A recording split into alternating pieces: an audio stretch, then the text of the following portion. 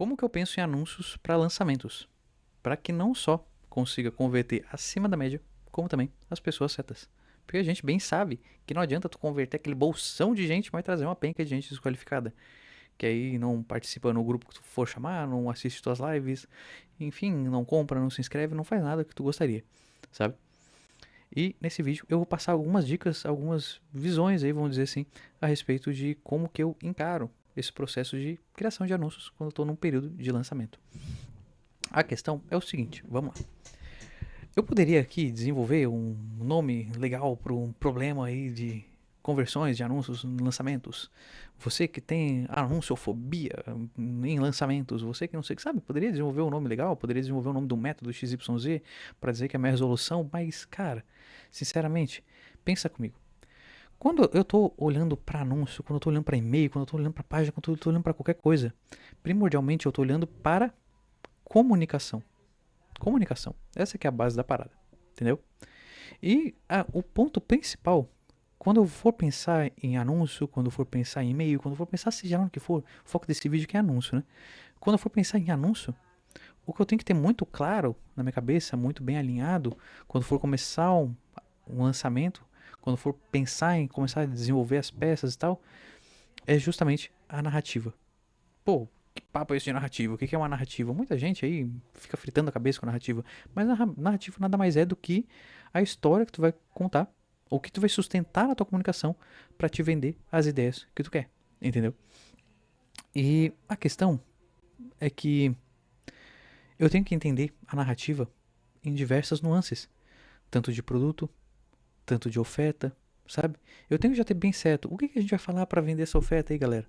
O que a gente vai falar para vender o produto, sabe? Por que as pessoas elas devem ir para a live? Eu não sei qual é o tipo de lançamento que tu vai fazer, que tu pretende fazer, que tu já fez, enfim, mas existem vários tipos, né? Então, tu pode levar para uma live, tu pode levar para um grupo de WhatsApp, enfim, tem uma afinidade de possibilidades. Mas para onde que vai se levar as pessoas? Como que a gente vai fazer com que elas vão até lá? Como que a gente vai tornar isso atrativo para elas? E eu pensar numa narrativa que amarre tudo isso. Entendeu? No momento que eu tenho essa narrativa clara, aí eu começo a destrinchar essa narrativa em anúncios, eu começo a destrinchar essa narrativa em e-mail, em página, em tudo, basicamente. Todas as peças que vão fazer parte aí desse meu lançamento. E o ponto é que, lançamento, nossa senhora, eu apertei play e entrou um negócio que é meu olho sinistro. Mas o ponto, eu não vou nem parar, eu vou continuar falando. Mas o ponto é que qualquer lançamento, independente do tipo, ele sempre tem o mesmo movimento. Sempre tem o mesmo movimento, sabe? Eu tenho uma antecipação, eu tenho uma abertura e depois eu tenho um pós-abertura. Ou, quando não, só tem abertura, aproveita naquele momento, tchau, acabou. Às vezes eu tenho uns dias depois ali para continuar aproveitando aquela oferta, enfim, sabe? O que foi preparado para aquele momento.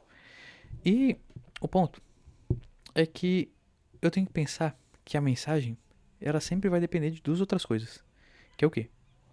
Contexto e objetivo. Eu sempre gosto de usar esse exemplo. Sempre gosto e sempre uso o mesmo exemplo, basicamente. Que é o quê?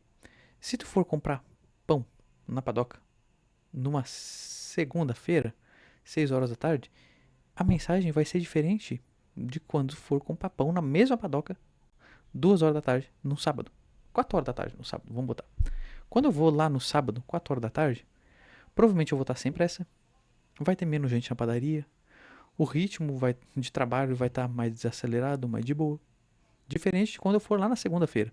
Se eu for no sábado, eu provavelmente consigo até, quem sabe, me encostar no balcão pra conversar um pouquinho com o cara lá que tá atendendo, com a moça que tá atendendo lá, bater um pouquinho de papo. Como é que tá teu pai? Como é que tá tua mãe? Como é que tá teus filhos? Como é que tá a vida? Como é que tá o trabalho? Sei lá, sabe? Consigo ter esse respiro pra conversar um pouco mais com a pessoa. Se eu tô numa segunda-feira, todo mundo estressado, trabalhando, padaria cheia, horário depois pós-trabalho e tal, já vai ser outra dinâmica. Não consigo nem falar muito. Eu já vou chegar, ô fulano, ah, 100 a 12. Opa, sou eu. Cara, me vê, 5 pães. Valeu, tchau. O cara já vira as costas, pega teus pães. Valeu, Arthur, obrigado, tchau. Já era, sem muito papo. Então eu tenho que entender esse jogo de cintura. Eu tenho que entender essa questão para que eu consiga modelar a minha mensagem, moldar conforme o contexto. O objetivo é o mesmo, pedir pão. A mensagem, me vê tantos pães. Só que o contexto vai fazer com que eu fale mais, que eu fale menos, que eu aperte mais a comunicação, que eu aperte menos, que eu use mais ou menos escassez, por exemplo. Mais ou menos urgência, entendeu? Que eu fale mais da oferta, que eu fale mais do produto, que eu fale mais de benefícios, o contexto vai agregando nisso. E Pontos muito importantes a serem cobertos, eu poderia falar da comunicação no geral, mas eu vou meter só anúncios aqui. É que tu imagina que os anúncios, eles vão ser pequenos fragmentos da comunicação que a pessoa ela tá vendo ao longo do lançamento, entendeu? Então, pontos importantes para que a pessoa ela sempre tenha de visualização é o quê? Tu mostrar pra pessoa como que vai ser isso daí, princípio básico de marketing de resposta direta, sabe? Copywritingzão diretaço master ali, sabe? Dan Kennedy, Ogilvy, enfim, Claude Hopkins. Cara, mostra pra pessoa, tem vários pontos, eu vou falando alguns aí. Mostra pra pessoa como que vai ser a vida dela depois que ela adquirir alguma coisa. E esse adquirir alguma coisa é o quê? Estar no dia do evento. Estar no dia que vai acontecer o encontro XYZ. Sabe? Vamos supor que tu vai chamar a pessoa pra uma live. O que a pessoa vai ganhar? O que ela vai visualizar? O que ela vai atingir a partir do momento em que ela estiver naquela live? Sabe? Os benefícios de estar ali. O que ela vai ganhar? Assim como, em contrapartida, mostrar pra pessoa o que ela vai continuar vivenciando caso ela não apareça naquela live. Tá entendendo? Isso é muito interessante. E aí eu vou cobrindo esses pontos com anúncios. E aí eu tenho que, claro, estrategicamente, com base num cronograma, raciocinando quais que são os melhores momentos para que eu rode esses anúncios. Será que já na antecipação, quando eu tiver 3 semanas de abrir a live, eu já começo a falar disso? Será que em 2? Será que uma? Aí vai de ti, vai teu cronograma, vai tua estratégia que está planejando. Mas esses pontos são importantíssimos. Assim como também brincar de muita gente usa esse termo no digital, em vários projetos, que é o tal do corredor polonês. A galera fala que é o quê? O corredor polonês é uma pessoa tá passando e todo mundo tá batendo. E justamente é o corredor polonês pensando em objeções. Tu vai quebrando várias objeções da pessoa. E aí tu faz anúncios diferentes para objeções diferentes, sabe? E aí, ao longo desse período também, sei lá, durante a abertura da live, depois, no carrinho, antes, tu vai pensando nas objeções, que são justamente as barreiras para que a pessoa não tome determinada atitude. Então tu vai mostrando para ela que aquilo não existe.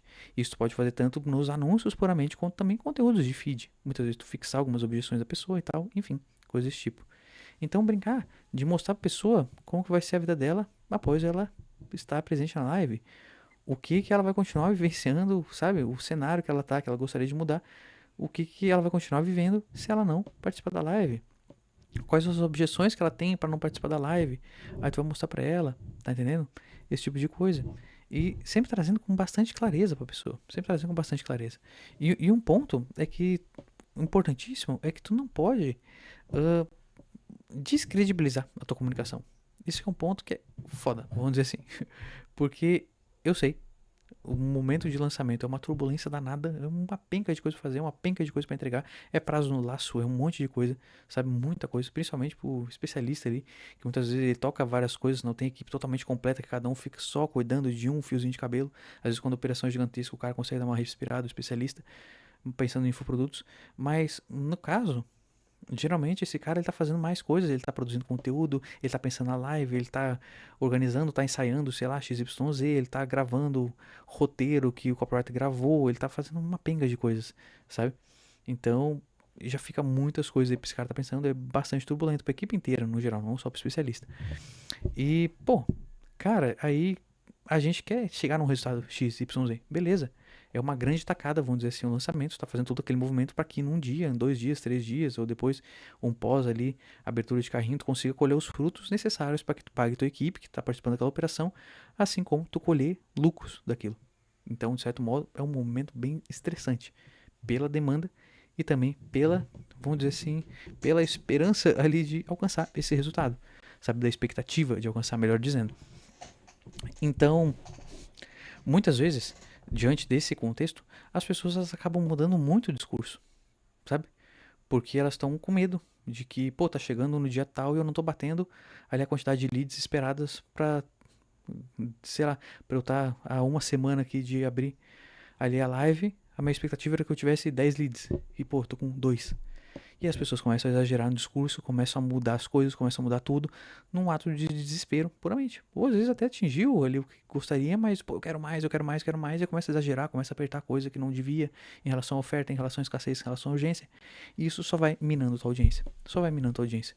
Porque quando eu tô pensando num movimento de lançamento, na verdade, eu não estou tendo um movimento estratosférico que eu consigo fazer toda hora. Não, geralmente no lançamento eu estou antecipando movimentos de compra que as pessoas teriam. Aquelas pessoas que elas comprariam lá na frente, elas estão antecipando e estão comprando agora. Então é normal que depois do lançamento tenha queda de vendas, eu tenha um monte de coisas. Por causa que justamente eu estou antecipando um movimento de compra. E aí, as pessoas que elas estão te acompanhando, que elas continuam consumindo suas coisas, ou que não compraram naquele momento, ou até mesmo que compraram, elas começam a sacar isso. Começam a sacar o desespero em forma de comunicação, sabe? E isso só vai descredibilizando, fazendo com que as pessoas vão se afastando, repelindo cada vez mais, e que também fiquem de burburinhos por aí, te queimando, vamos dizer assim, entre a comunidade das pessoas que conversam entre si. Então, não é legal tu fazer isso. Não é legal tu ficar exagerando em falsa escassez, falsa urgência, falsas entregas, sabe? Então, a questão é tu ser o mais genuíno sempre possível. É tu pensar em coisas boas para te entregar para tua audiência e, cara, comunica isso. Faz uma oferta massa e comunica para as pessoas. Não precisa exagerar numa oferta, por causa que aí tu vai estar exagerando em cima do negócio que é ruim, só para te conseguir vender com exagero. E depois as pessoas vão perceber que é ruim e vai descredibilizar e acabou. Aquele vai ficar queimado depois do lançamento, o teu movimento de venda vai caindo, sabe? Vai batendo mais desespero ainda e tu vai querer exagerar sempre para compensar e fica sempre nesse looping infinito que acontece e é muito comum. Além de que no próximo lançamento ou em qualquer outro tipo de movimento que tu queira fazer usando uma urgência, uma escassez, as pessoas não vão acreditar. Então cada vez vão se tornando menores esses picos de interações, esses picos de vendas, esses picos de inscrições, enfim, pico de, sei lá, qualquer coisa que seja que tu esteja buscando quando tu tá usando urgência e escassez, que geralmente é para isso, né? Para acelerar um movimento. Então, toma muito cuidado em ficar minando discurso aí por conta de desespero, entendeu?